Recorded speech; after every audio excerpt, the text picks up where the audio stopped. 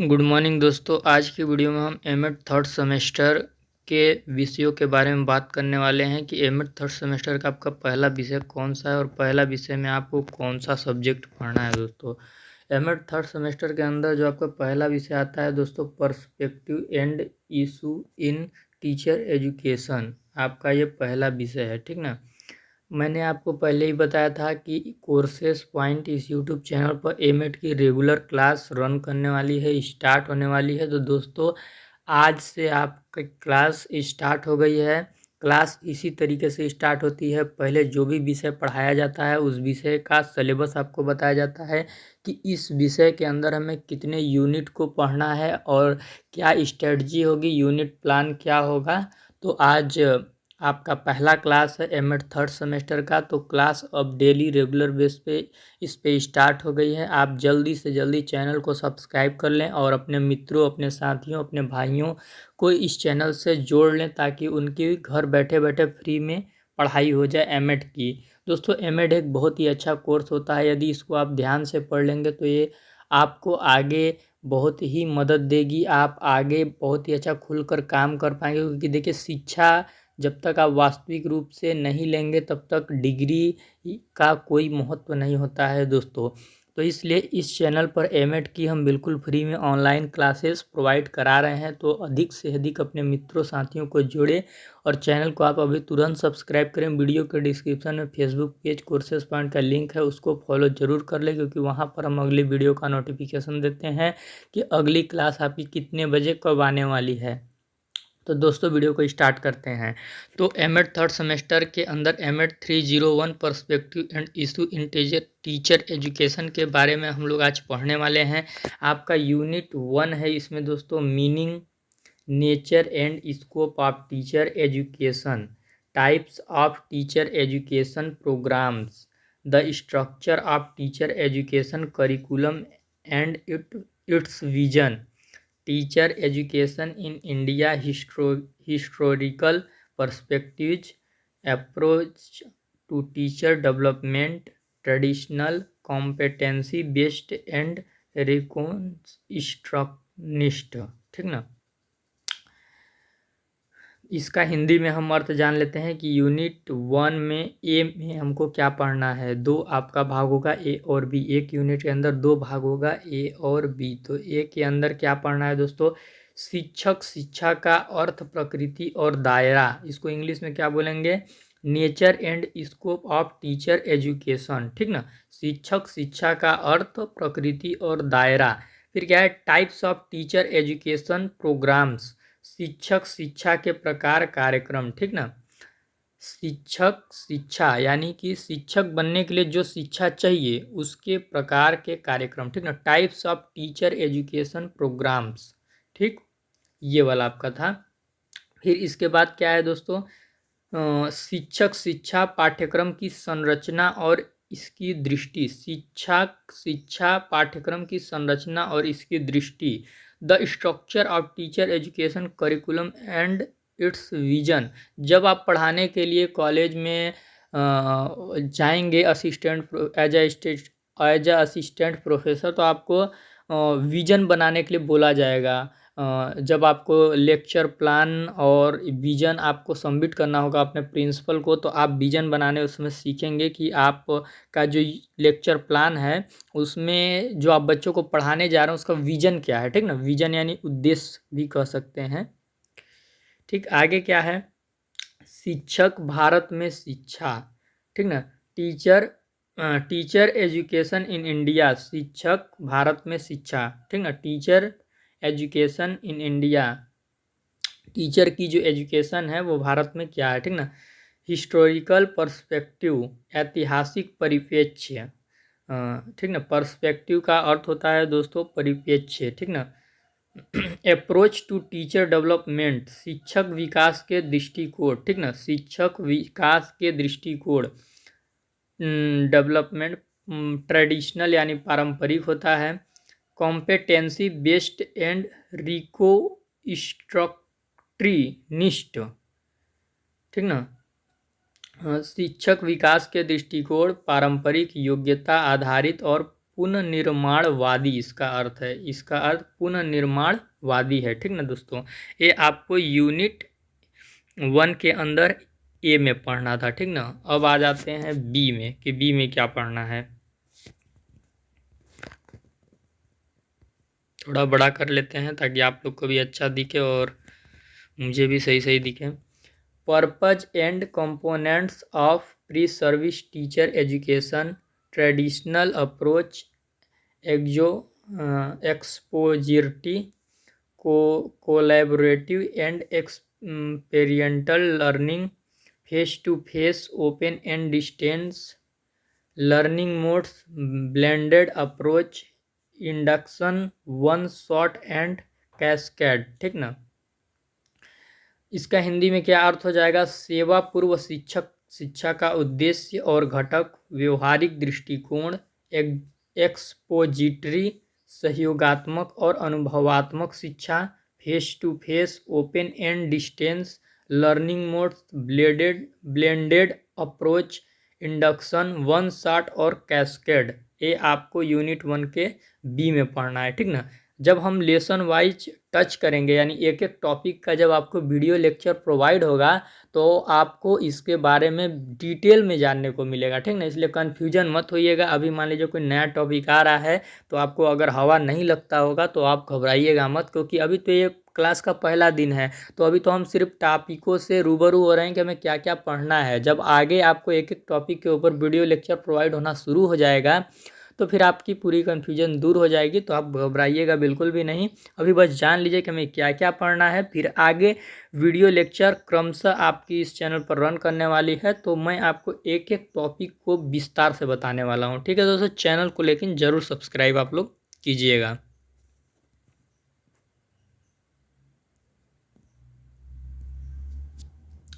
Unit 2 में क्या पढ़ना होगा दोस्तों। व्यू यानी होता है विचार। ठीक ना, व्यू पॉइंट ऑफ सुलमैन के कुछ विचार होंगे, उनको हमें जानना होगा यूनिट 2 में। ठीक ना, फिर इसके बाद डेंग और ल्यूक और Habermas on knowledge base of teacher. देखिए, पहला क्या सुलमैन के विचार पढ़ना था, दूसरा क्या है हेबरमास का एक दृष्टिकोण था शिक्षा के प्रति, उसको भी हमें जानना है, जो कि लिखा है डेंग और ल्यूक और हेबरमास का दृष्टिकोण शिक्षा। ठीक है, डेंग, ल्यूक, हेबरमास, सुलमैन, ये 4 आपके फिलोसफर होंगे शायद, जो अपने विचार दिए होंगे शिक्षा और शिक्षक को लेकर। तो वो हमें यूनिट 2 के अंदर पढ़ना होगा। ठीक ना, आगे क्या है दोस्तों आगे ध्यान लेते हैं। Meaning of reflective teaching and strategy for promoting reflective teaching. ठीक ना, इसका हिंदी में अर्थ होगा चिंतनशील शिक्षण का अर्थ और चिंतनशील को बढ़ावा देने के लिए रणनीतियाँ। ठीक ना, चिंतनशील शिक्षण को बढ़ावा देने के लिए रणनीतियाँ। इसको इंग्लिश में क्या लिखा है यहाँ पे, इंग्लिश में आपका लिखा है दोस्तों meaning of reflective teaching and strategies for promoting reflective teaching. ठीक ना, चिंतनशील शिक्षण का अर्थ और चिंतनशील शिक्षा को बढ़ावा देने के लिए रणनीतियाँ। ठीक ना, ये भी हमें पढ़ना होगा। अब यूनिट 2 में और आगे क्या टॉपिक, बहुत ही अच्छा टॉपिक मुझे दिख रहा है, मॉडल्स ऑफ टीचर एजुकेशन। क्या बात है, शिक्षा के मॉडल। ठीक ना, टीचर एजुकेशन के क्या मॉडल हैं ये भी आपको पढ़ना होगा। ठीक ना, बिहेवियरिस्टिक यानी व्यवहारवादी, कॉम्पिटेंसी यानी योग्यता, कॉम्पिटेंसी बेस्ड यानी योग्यता आधारित, एंड यानी और, इंक्वायरी ओरिएंटेड पूछताछ उन्मुख, टीचर एजुकेशन मॉडल शिक्षक शिक्षा मॉडल। टीचर एजुकेशन मॉडल्स में कैसे पढ़ना होगा, बिहेवियरिस्टिक व्यवहारवादी, कॉम्पिटेंसी बेस्ड योग्यता आधारित, एंड इंक्वायरी ओरिएंटेड पूछताछ उन्मुख से संबंधित टीचर एजुकेशन मॉडल पढ़ने होंगे। यानी आप मोटा मोटी यदि आप समझना चाहेंगे तो कैसे समझेंगे कि यूनिट 2 में जो आपका ए वाला पॉइंट है इसमें आपको क्या पढ़ना होगा, टीचर एजुकेशन पढ़ना होगा, टीचर एजुकेशन, और आपको दूसरा क्या पॉइंट ऑफ व्यू पढ़ना होगा और विचार दृष्टिकोण पढ़ना होगा। कुछ फिलोसफर मेरे ख्याल से हैं, सुलमैन, डेंग, ल्यूक और हेबरमास, ठीक ना। यूनिट 2 के ए में आपको पढ़ना होगा। अब आ जाते हैं बी में। बी में क्या पढ़ना है ये भी जान लेते। थोड़ा बड़ा कर देता हूँ दोस्तों, आप लोग को देखने में आई होप प्रॉब्लम हो रही होगी। कहीं भी किसी भी चैनल पर आपको इतने अच्छे से नहीं पढ़ाया जाएगा, हिंदी इंग्लिश दोनों कंबाइन करके, तो आप चैनल को ज़रूर सब्सक्राइब कीजिएगा। आपके लिए हम मेहनत दिन रात करते हैं, स्टडी मटेरियल जुटाते हैं, इकट्ठा करते हैं और फिर उसके हमें वर्ड पे टाइप करने पड़ते हैं, पीडीएफ नोट्स तैयार करने पड़ते हैं, फिर हम आपको ऑनलाइन लेक्चर प्रोवाइड करा पाते हैं। तो आप हमारे मेहनत को देखते हुए चैनल को ज़रूर सब्सक्राइब कीजिएगा और अपने मित्रों दोस्तों साथियों को ज़रूर शेयर कीजिएगा। यूनिट 2 के बी में क्या पढ़ना है? Problem of pre service teacher education, सेवा पूर्व शिक्षक शिक्षा की समस्याएं, ठीक ना। सेवा से पूर्व टीचर एजुकेशन में क्या समस्याएं आती हैं ये आपको पढ़ना है। प्राइवेटाइजेशन, निजीकरण एंड कमर्शियलाइजेशन यानी व्यवसायीकरण, ठीक ना। Issue related to enhancing teacher educators competency, इसका हिंदी में अर्थ हो जाएगा मुद्दे शिक्षकों की क्षमता, शिक्षकों की योग्यता, कॉम्पिटेंसी यानी योग्यता, ठीक ना।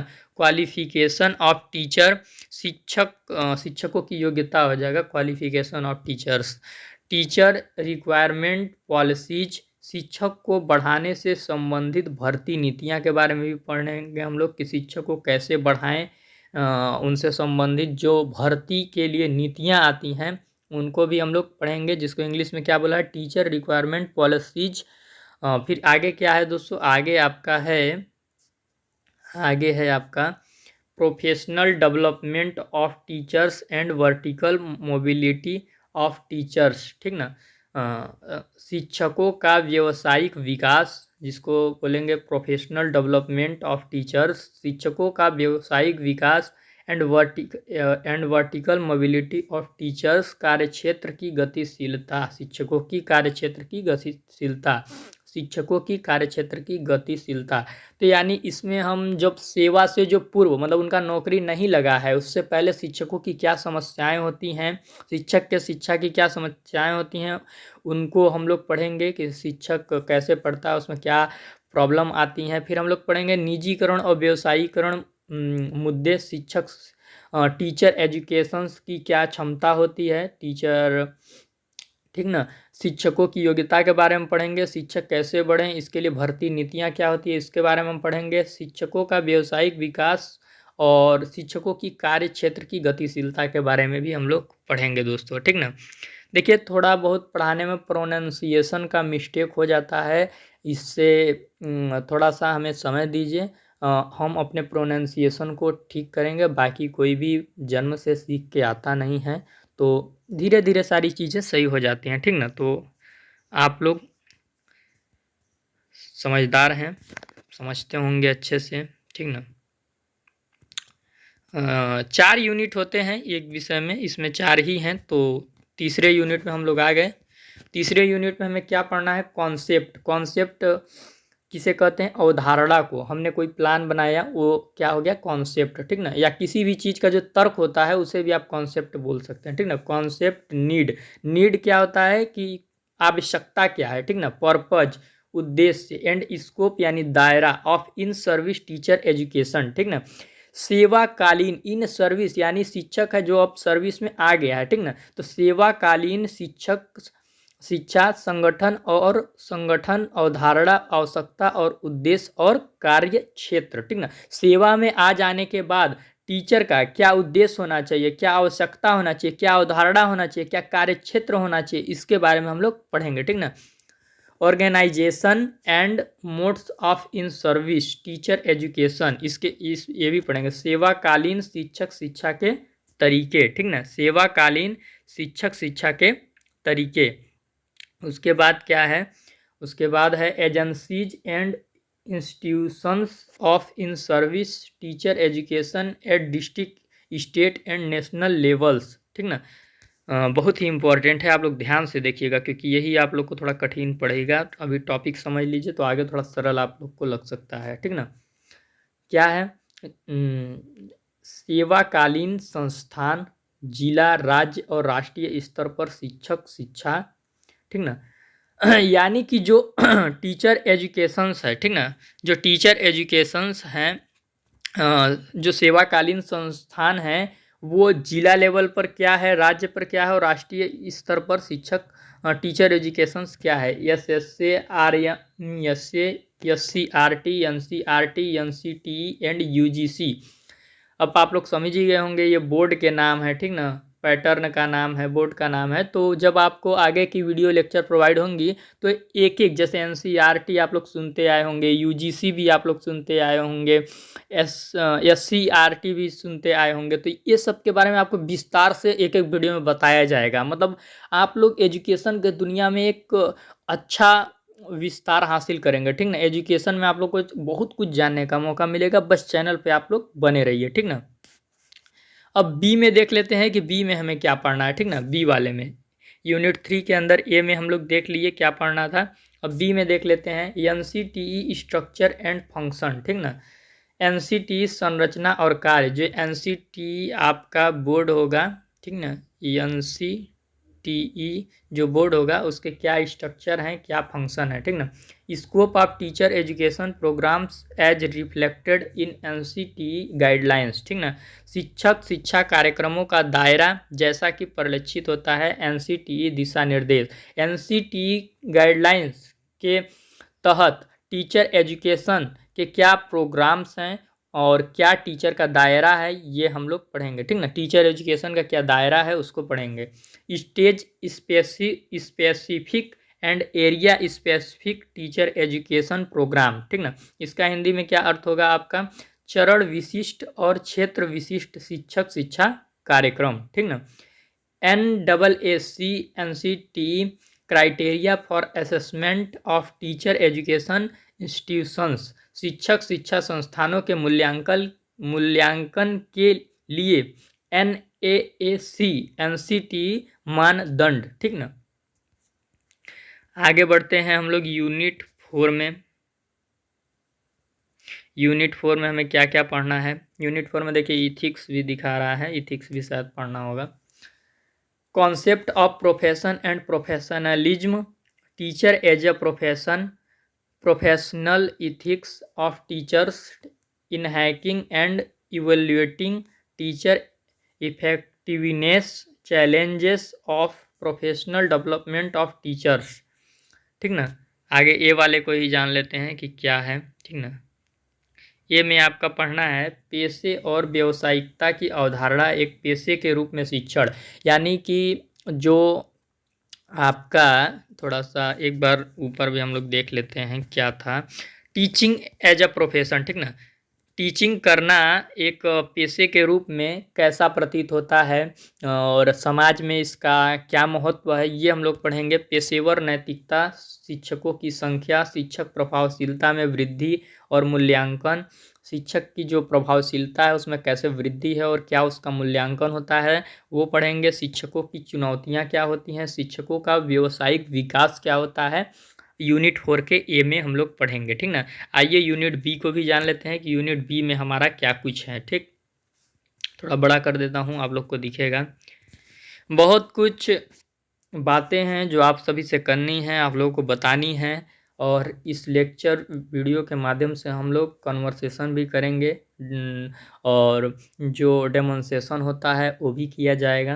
तो धीरे धीरे सारी चीज़ें होती हैं। यूनिट 4 के बी में क्या पढ़ना है? Quality assurance of teacher education programmes, networking of teacher education institutions, quality enhancement for professionalisation of teacher education, evolution in teacher education, measures for effectiveness of teacher education, ठीक ना। इसका हिंदी में अर्थ जान लेते हैं कि यूनिट 4 के बी में हमें क्या पढ़ना है, ठीक।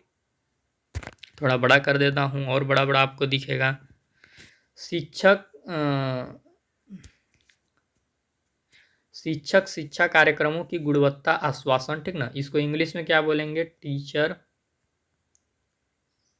टीचर एजुकेशन गुणवत्ता क्वालिटीज आपका हो जाएगा। आश्वासन आपका इंग्लिश वर्ड वहाँ पे देख लीजिएगा कि क्या है। क्या है एजुके एसोरेंस, ठीक ना। तो आपका यूनिट बी में क्या था? शिक्षक शिक्षा कार्यक्रमों की गुणवत्ता आश्वासन, शिक्षक शिक्षा की नेटवर्किंग संस्थान, शिक्षक शिक्षा के व्यवसायीकरण के लिए गुणवत्ता संवर्धन, शिक्षक शिक्षा में नवाचार, शिक्षक शिक्षा की प्रभावशीलता के उपाय, ठीक ना। तो यानी आपको एमएड थर्ड सेमेस्टर में जो आपका सब्जेक्ट है perspective and issue in teacher education, ठीक ना। इसमें आपको टोटल जो टीचर एजुकेशन है, टीचर एजुकेशन से जुड़े जो प्रोग्राम्स हैं और जो विचार हैं कुछ दार्शनिकों के, उनको पढ़ना है।